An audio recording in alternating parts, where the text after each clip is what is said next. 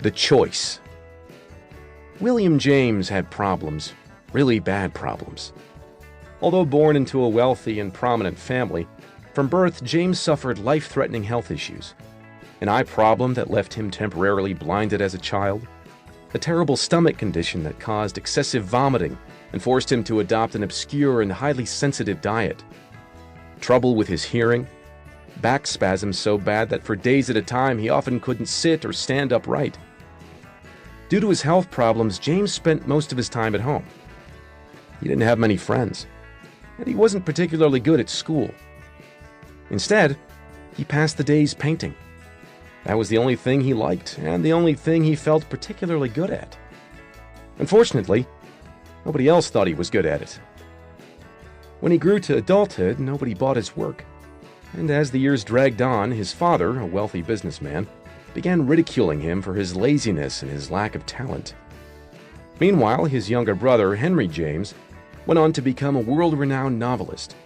His sister, Alice James, made a good living as a writer as well. William was the family oddball, the black sheep. In a desperate attempt to salvage the young man's future, James's father used his business connections to get him admitted into Harvard Medical School. It was his last chance, his father told him. If he screwed this up, there was no hope for him. But James never felt at home or at peace at Harvard. Medicine never appealed to him. He spent the whole time feeling like a fake and a fraud. After all, if he couldn't overcome his own problems, how could he ever hope to have the energy to help others with theirs? After touring a psychiatric facility one day, James mused in his diary that he felt he had more in common with the patients than with the doctors. A few years went by, and again, to his father's disapproval, James dropped out of medical school.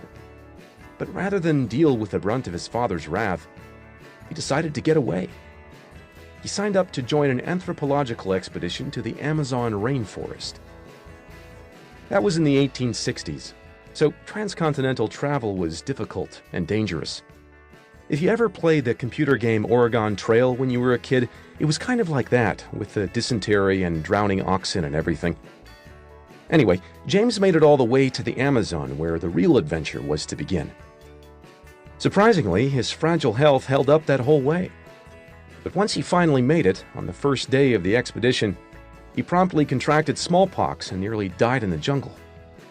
Then his back spasms returned, painful to the point of making James unable to walk.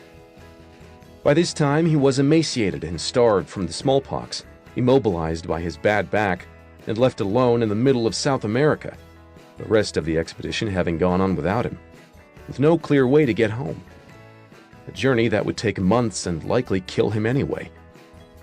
But somehow he eventually made it back to New England, where he was greeted by an even more disappointed father. By this time, the young man wasn't so young anymore. Nearly 30 years old, still unemployed, a failure at everything he had attempted, with a body that routinely betrayed him and wasn't likely to ever get better. Despite all the advantages and opportunities he'd been given in life, everything had fallen apart. The only constants in his life seemed to be suffering and disappointment. James fell into a deep depression and began making plans to take his own life. But one night, while reading lectures by the philosopher Charles Peirce, James decided to conduct a little experiment. In his diary, he wrote that he would spend 1 year believing that he was 100% responsible for everything that occurred in his life, no matter what. During this period, he would do everything in his power to change his circumstances, no matter the likelihood of failure. If nothing improved in that year, then it would be apparent that he was truly powerless to the circumstances around him, and that he would take his own life. The punchline? William James went on to become the father of American psychology. His work has been translated into a bazillion languages, and he's regarded as one of the most influential intellectuals and philosophers and psychologists of his generation.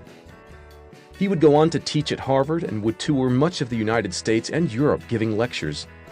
He would marry and have 5 children, one of whom, Henry, would become a famous biographer and win a Pulitzer Prize.